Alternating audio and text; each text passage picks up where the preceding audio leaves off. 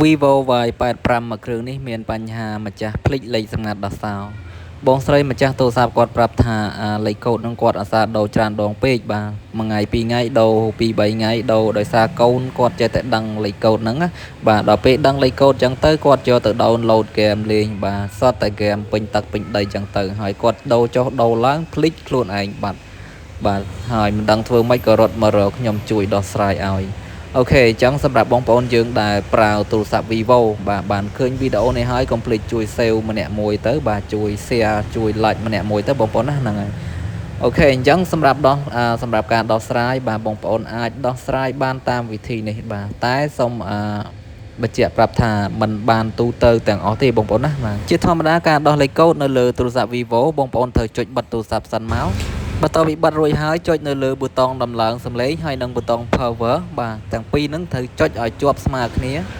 បាទយើងចុចតតែចេញអក្សរអញ្ចឹងមកហើយចាំយើងដកដៃចេញដោយសារទូរស័ព្ទ Vivo version ទាបបាទអញ្ចឹងវាមានរូបរាងលក្ខណៈខុសគ្នាបន្តិចពីទូរស័ព្ទចេញឥឡូវបងប្អូនណាបាទវាមានស៊េរីខ្ពស់បាទហើយ version វាក៏ខ្ពស់បាទអញ្ចឹងវាពាក្យវាដាក់ខុសគ្នាកន្លែងហ្នឹងត្រូវចុចប៊ូតុងបន្ថយសំឡេងដើម្បីទម្លាក់ចុះមកក្រោមយកពាក្យថា recovery ហើយចុចនៅលើប៊ូតុង power មកប៉ក់ទៀតមកបាទហើយយើងរងចាំបន្តិចនៅត្រង់នេះយើងអាចចុចនៅលើអេក្រង់បានអញ្ចឹងយើងចុចយកពាក្យថា web data បាននៅជួរទី2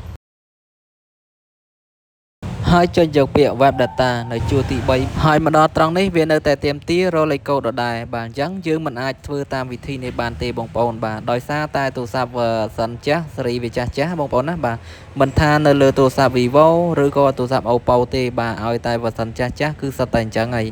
បាទអញ្ចឹងយើងអាចធ្វើតាមវិធីនឹងបានទេបងប្អូនបាទយើងត្រូវចុចថយមកក្រោយវិញមកបាទយើងចុច reboot system ពណ៌សនៅខាងលើគេនឹងហ្មងបាទឲ្យវា restart ណាបាទឥឡូវយើងរងចាំបន្តិចចាំឲ្យវាចេញមកវិញ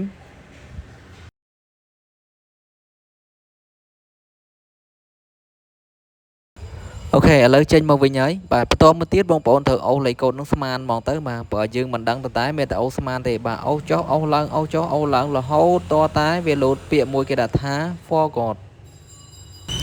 បាទពាក្យ forgot លោតមកហើយអញ្ចឹងយើងចុចលើពាក្យ forgot ហ្នឹងមក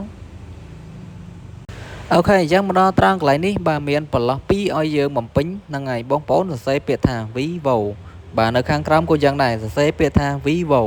ហ្នឹងហើយបងប្អូនអាចសាកល្បងតាមវិធីខ្ញុំសាកមើលបាទហើយចុចលើពាក្យ verify ខាងលើបាទអូខេហើយនៅត្រង់កន្លែងនេះយើងយកខាងលើបាទយកណាន់ក៏បានឬក៏យកជួរទី2 swipe នេះក៏បានហ្នឹងហើយអញ្ចឹងតែប៉ុណ្ណឹងឃើញថាវាចូលមកដល់ម៉នុយវិញបាត់ហើយអត់មានបាត់បង់ឯកសារអីទាំងអស់បងប្អូនបាទនៅដូចដើមហ្នឹងហើយតែបងប្អូនបាទសូមបញ្ជាក់ប្រាប់ថាវិធីនេះមិនទទួលបានជោគជ័យគ្រប់ទូរស័ព្ទទាំងអស់ទេបងប្អូនណាតែបងប្អូនអាចសាកល្បងមើលបានដោយសារវិធីនេះទូរស័ព្ទយើងដោះទៅជួនកាលអាចនឹងដោះបានដូចខ្ញុំដែរហើយមួយទៀតវាចំណេញបើមិនបាត់បង់ឯកសារហើយមិនអស់លុយទៀត